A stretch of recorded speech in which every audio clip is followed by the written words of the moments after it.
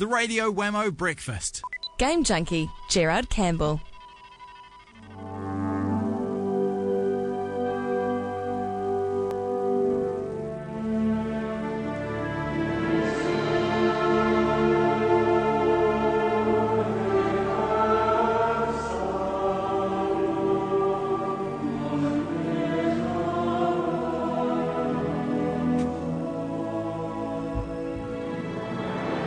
The game we're looking at is is Lego Harry Potter. Gerard Campbell's with us to talk all about it. G'day there, Gerard. I'm not sure if that was actually Lego Harry Potter that we were having then. You had a bit of a brain freeze there, did you, mate? Yeah, I think so, yeah.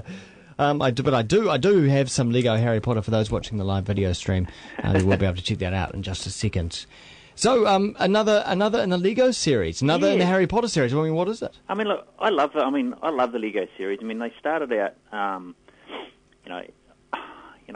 guess most of us as kids played with Lego, and it was a really great toy, and I guess it just made a perfect mesh. It didn't games and Lego, and Traveller's Tales, the company who brought the first Lego game out, which was Lego Star Wars. It was a really, really good game based on the original Star Wars games. And the premise is, that everything's made out of Lego. There's the little Lego characters that they can't talk, and they've got the painted facial expressions and the little almost claw-like hands. And then, the world are made of Lego bricks, and if you destroy things, they break up into little Lego blocks, and then you can collect things called studs, which is sort of the currency. So it all started with the Lego Star Wars, and there was Lego Star Wars 2, and then we had Lego Batman, and we've had Lego Rock Band, and we've had 2 Lego Indiana Joneses, and now we're into the Harry Potter. But these games do actually play into the fact that the characters are Lego, and therefore there are Lego elements introduced, as opposed to just superimposing Harry Potter with a Lego character. Yeah, exactly. I mean, my son's playing it right now as you speak, actually, and it's everything is made up of Lego, and the characters are acting like Lego characters, and they look like Lego characters. And if you destroy things, you get the Lego bricks that drop all around the place, and you have to do puzzles which incorporate. You might have to create walkways where you've got to levitate. With the Harry Potter here, you've got to levitate, the Lego bricks and archways and reform walkways, and it's just a really clever use of, that Lego element that seems to work really well with, and it's part of the charm, I think, with these games is that the cutscenes, because it's very difficult.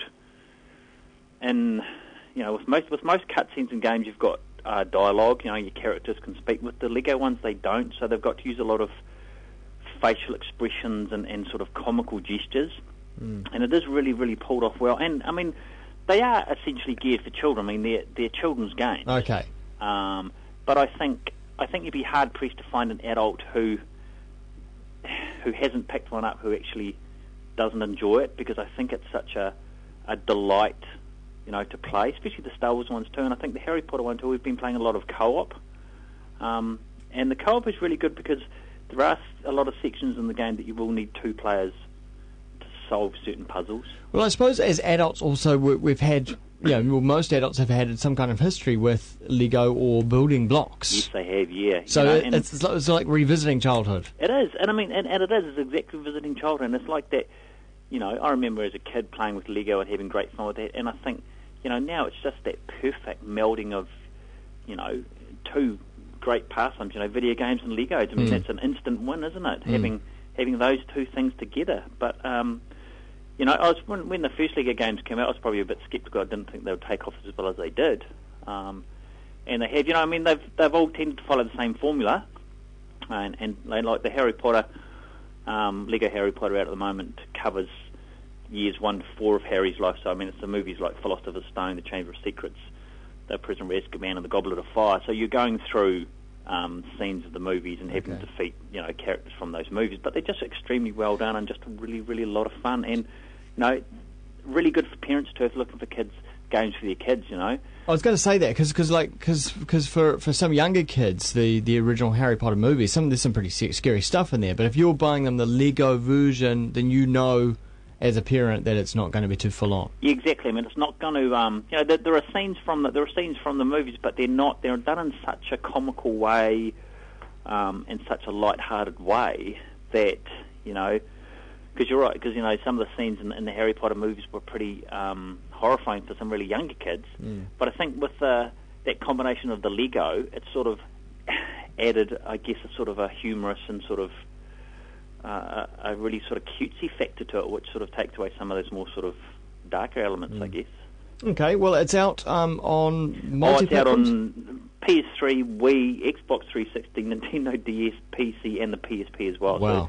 So every format's covered. Yeah, they've ruled it. They've ruled it, yeah. One Lego game to rule them all. Thanks so much, Gerard. Not a problem, Wammo.